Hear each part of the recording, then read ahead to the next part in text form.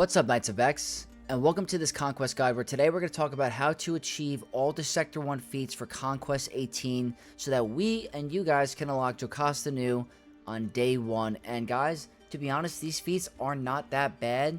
As long as you got the right strategy and the right teams, you should be a-okay. I made a Conquest guide path video for how to unlock her where I have a bunch of infographics going over exactly what teams to use, a couple different variations. And it's been helping me a tremendous amount during this conquest. So if you guys want to get access to that, it is in my Discord, and the link to that will be in the description below of this video. So come check it out, come get those graphics, come hang out with me. It'd be really cool. But guys, regardless, we're going to show you in today's video how to achieve each sector feat with different teams and different variations that I used. And very cool, guys, I was able to get 50 bonus turns with Gungans on the mini boss node. Very simple, don't have to waste a lot of battles on it. It takes one battle for that. Very easy, guys, but we are going to start this video with going over each of the individual sectors first and then getting into the mini bosses. But some of them will be combined because they're kind of like overlapping each other. So all of that will be timestamped in the description below. So just follow along and it'll be really easy, guys. So if you guys do enjoy these Conquest videos and you do enjoy this content, don't forget to leave a smash that like button down below and subscribe to the channel, guys. It really helps me out a lot and I do appreciate all the support. With that being said, let's get into the feats for Sector 1. To start out this video, we're going to go over the first feat for the sector, and that's going to be the bonus turns, guys. And if you have Gungans and Jar Jar, you're in luck because you can get this done in a single battle. You don't have to worry about doing this too early into the sector. Wait till you get to the mini boss node, and it's really not that hard. I will include another team for the bonus turns if you don't have Gungans. Might take a couple battles, like 5 battles to get it done, but it's really not that bad either as long as you have those characters. But here in this video, I want to show you where I started off with the bonus turns before the battle, and I only had 2, and that was from using my resistance team because when you use Zori and they drop below 100% health, some of them get a bonus turn, so I only got 2, guys. But here, I'm going to play out the video. I go for the Jawa node, which is the mini boss node for the sector, and all I did was apply my Gungans. My data disc, I think I have 1 applied. I think it's Fortitude. That is the only data disc that I have applied. Nothing crazy. You can get this done with no data discs. Most of the feats in this sector with no data discs applied. So here, I'm just applying a bunch of basic abilities. I'm not doing any specials. We're getting a bunch of bonus turns, as you can see. And they're not doing a whole lot. Gungans take reduced damage from health because they have such a high protection pool and very little health pool, which is really good for the bonus damage. But here, you can see we're not anywhere close to dying. We're just keep taking turns, gaining that bonus turn constantly. I don't know if this is somewhat bugged because we just get so many turns so quickly. It's actually crazy. Just all I do is basic. That's it. And then here, you're going to see, guys, the battle ends. 3-star. And look at that. Come on, click continue. 50 bonus turns, just like that, guys. Actually insane. And you do get the full light side squad with that while you do Gungans, but right there, 50 bonus turns in one single battle using Gungans. Not that difficult, guys. But moving on, we're going to show you a different variation where if you don't have that team, we're going to show you Darth Vader with Han Solo, Wat Tambor, Jedi Knight Cal Kestis, and Darth Malak. So Darth Vader, if you have Merciless Massacre, gains a bunch of bonus turns constantly. So you're going to get a ton throughout the battle there. Han Solo shoots first. That's a bonus turn. Wat Tambor in the beginning of the battle takes a bonus turn to apply the tech.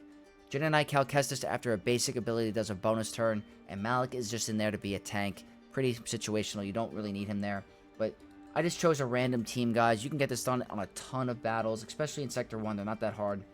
There, I chose the Mandalorian team, and I look at the turn meter to see who's going to go first, and I shoot down the Armorer. That's a bonus turn. Wat Tambor, bonus turn. Took another turn because of the speed. And then here, I go for Merciless Massacre, which gives me a bonus turn, and every time I attack an enemy with the little blue icon, that's a bonus turn. And now here, he's hitting extremely hard because on my alt account, I had Weak Spot on there, but if you don't have Weak Spot, you could probably get this done extremely quick. But this was one of the only recordings I did on my alt. Everything else is on my main account because I want to show you what it's like with the data discs. I will include a screenshot in the beginning of this video with what the data disc that I was using on this account. It's only that's it, just Fortitude, nothing else. But that is pretty much the bonus turns, guys. We're now going to move on to the Breach. Starting out with the Breach, guys, the first team that I was recommending is going to be Queen Amidala with Padawan Obi-Wan, Master Qui-Gon, Yoda, and Barriss. Now, with this team, Qui-Gon is applying a bunch of Breach when he uses a basic ability. Queen Amidala applies a assist when she does a basic to him, so that's applying more Breach. Yoda is in there for the potency down, so you're kind of double dipping into this feat with this team. And Barriss is just there for the healing and some of the defense up, just to protect your team. You're never in any danger of really going down, but you just want someone that doesn't hit very hard because you want to stall it out as much as you can. So for this battle, I chose a Inquisitor team. And as you can see here, I'm not doing anything crazy. I do the spawn of the decoy as the first ability. But for the most part, for the whole battle, guys, I'm just applying basic abilities. Because Yoda on a basic applies potency down. And Qui-Gon on a basic applies breach. So here, they're going to be doing a bunch of stuff, but Queen's team is so durable. Very, very hard team to take down. So here, I'm trying to stall this battle out as much as I can. So I'm just doing basics just to kind of whittle them down very, very slowly. If you do this correctly, if you don't have very much overkill with your data discs, you can get this done in 2 battles. It's really not difficult. And then we'll show you a couple variations if you don't have Queen Amidala or if you have JML. But this is a great way to stack them up, guys. Here, I'm changing up the targeting a little bit to make sure I don't get rid of them right away. That healing is nice because it stalls out the battle a little bit. Trying to keep applying that breach. Got a double breach there. Barriss just doing her basic stuff. Nothing crazy. Not that hard. Yoda, potency down there. Just trying our best to get as much as we can in one battle, because we can get some of the other feats done, like the global feats, which I will do a separate video for the global feats as well. But I just want to focus on Sector 1 for this video. There, keep applying those basics. That assist is extremely helpful. Our decoy is in no danger of going down. It's pretty simple, guys. You know what you have to do for this. It's Yoda and Qui-Gon. You don't want to kill the team too quickly, so you can apply those debuffs. Just try to stall it out as much as you can. It's a little bit harder when they hit kind of hard, because Padawan Obi-Wan is a beast. But here, I'm just trying to keep gaining those buffs. And I think at the end of this battle, I gained like 30 breach and like 15 potency down. Something very good. And I got it done in, I think, 2 battles. There, they are getting a little low, so unfortunately they are... Can't stall it out too hard. Huge hit. There, I try to get another breach. But they're just hitting a little bit too hard, guys. But that is going to be the first team for breach. Now we're going to get into the second team, which is going to involve JML, Master Qui-Gon, and Jedi Knight Cal Kestis. And then JML on his AoE applies a huge breach to like a AoE breach, which is extremely helpful. Then Revan's going to call everyone to assist, which means Qui-Gon and Yoda are going to apply their debuffs, which is great for the sector. Jedi Knight Cal Kestis has his bonus turn. We keep calling everyone to assist, because this is like a triple dipping sector feat, to be honest. And I just chose a random Night Sister node, trying to see if I can stall it out as much as I can. There, I'm really trying to go for the breach over the potency, but you guys can pick and choose who you want, whatever you need more for your feats. There, I know that he's going to hit too hard on the assist, so I go for another bonus turn. I call Yoda this time for the potency down. Just like that. And then another basic. There, I knew he was getting close. I couldn't stall it out as much as I wanted. But that is going to be the second team, guys, where you can apply breach. Now, the third team I'm going to show you does not require a GL. It's in case if you guys are very mid-game and don't have very many options. So what I'm going to do is I'm going to show you the Jedi Knight Revan lead version, which has Jedi Knight Revan, Master Qui-Gon, Jahani, Bas Lashan, and Jolie Bindo. Very early game teams. Not very hard to get if you farmed Darth Revan. Very easily accessible. I just chose a random Old Republic node. They are hitting kind of hard, unfortunately, but you guys just have to, use this team in the beginning if you're early game. It is possible to get if you do have Jedi Knight Revan. You just need to get Master Qui-Gon high enough to apply the breach and survive. But guys, yeah, I'm not going to show you the whole thing here, but those are pretty much the 3 teams that I'm recommending for the breach. We're now going to move on to the full squad of Resistance. First team of Resistance, I'm going to be recommending the Zori team, which has both Finns, Resistance Hero, Poe, and Rose Tico. This team is amazing in Conquest. You can gain a bonus turn if they drop below a certain health threshold, but these are very simple kills to get. They hit very hard. As long as your Resistance Hero Finn is somewhat fast, they just absolutely melt people. So this is a great way to stack up those Resistance team kills. If you don't have GL Ray, you're absolutely fine. Your Zori does not have to be very high gear. As long as you can get this exposed turn meter train going, you're going to be A-okay. And these battles last like 25 seconds, 30 seconds. It's not that hard. As long as you can go first, it's really not that difficult. But the second team we're going to show is going to be a Jedi Training Ray team with a Ray lead and C-3PO, BB-8, and Amlin Holdo, where it's your secondary resistance team. It's not that difficult. So we're going to get into it right here and show you the gameplay. Pretty much I just chose a random Bad Batch node. Not difficult. It's a GL. I just want to show you the different types of teams you can use. You can split up your resistance, use 2 different teams so you don't have to worry about them getting too low with stamina. Not that hard at all. And that is pretty much going to wrap up the resistance, guys. Not the hardest feats in the world. Let's go on to Potency down, which we already showed a little bit, but I want to show it with some of the global feats as well.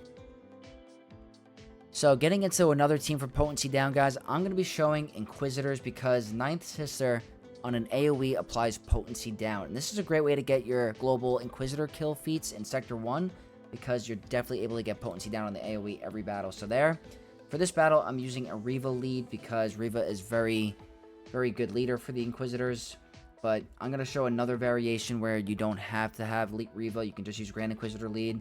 It's pretty much the same thing. Sometimes with Grand Inquisitor lead, you're able to stall the battle out a little more. Get a couple more AoEs in there. But here, very, very easy. Just trying to stall it out so I can get Ninth Sister to get her AoE ability.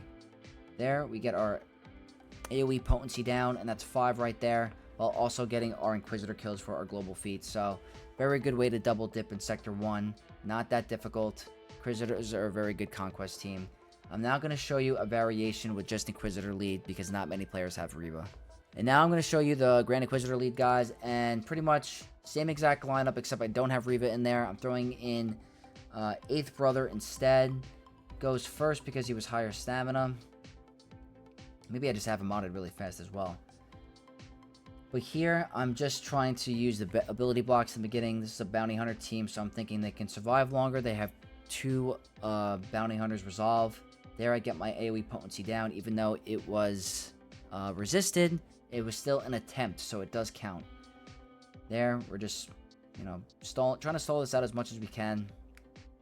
But it's really not that difficult. As long as you guys use the AoE on Ninth Sister, you're going to be fine. You can even use this on the bonus node for Bad Batch. Very simple. As long as you can ability block them and get them down pretty low. And if you have even some of the OP data discs, like if you guys keep stacking weak points, there's no, one weak point and that's it. Weak point does a crazy amount of damage for the bonus node. So if you need help getting those Inquisitor kills, you're going to be fine. But here, yeah, I'm just, slowly taking them out. Those are their Inquisitor kills. Not that hard. And I tried to get more AoE Potency downs, but it just didn't work out in the end. But guys, that is going to be the Potency down as well as the Global Inquisitor feat. We're now going to get into the midsection boss with the Marrok surviving. So for the mid-sector boss, guys, obviously if you have Balin, this is not hard at all. I did have a weak spot data disc for this team. But if you don't, it's still extremely simple. All you have to do is just... That's it. Very easy. Not that difficult if you have Shin. I'm now going to show you a lineup where if you don't have Shin, you could also just use a regular like Darth Vader, which is not hard at all. If you have the right data disc, they don't even take a turn. You just got to make sure you get rid of Scavenger right away. Here I went with a Darth Vader lead and Thrawn with Marrok, Shore Trooper, and Piet. And here I have a single weak spot data disc applied. My Piet goes first, pass the turn to Vader. Even if you have a Gear 1 level 1 Marrok, they're just not going to take a turn. I do the AoE ability, Force Crush. There I go for Scavenger. Survive the thermals. Now we can't apply any thermals on us. And I just end the battle, guys. Very simple. Weak spot is a very good data disc. Not that hard at all. We're now going to move on to the final boss node, where we have to get Huyang and Qui-Gon Jinn to survive. We do it in one battle. So for the final sector boss, this is the comp that I used. I used the JML lead with Qui-Gon, Huyang, Han Solo, and Jedi Knight Luke. Now, you don't have to worry about if your Huyang is at relics. Not essential by any means. The second special is pretty nice to get your whole team to assist, but not essential by any means. Pretty much here, you want both Qui-Gon and Huyang for the feat. JML is there to be your tank. If you have Voluntary Vanguard, it's extremely helpful. And then also, Han Solo is there for the opening stun to stun Vader, which is nice. And Jedi Knight Luke is very helpful to get that AoE stun. So here, when we start the battle, pretty much it's a full Empire team. And the first thing you want to do is you want to stun Vader because he's very fast. And you don't want him to do a Force Crush on your team.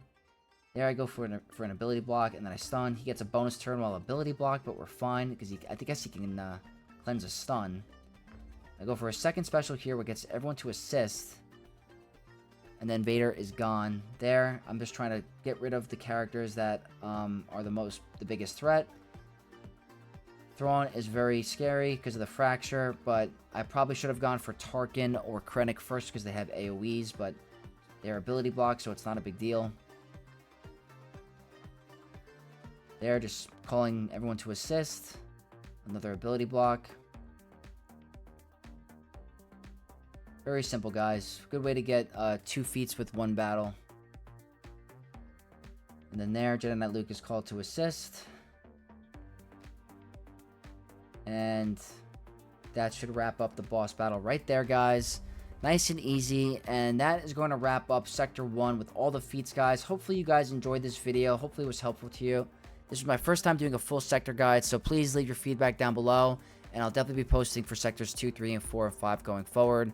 But thanks again for tuning in, guys. I hope this is helpful. If it was, smash the like button. And if you're not already, subscribe to the channel to become a Knight of X.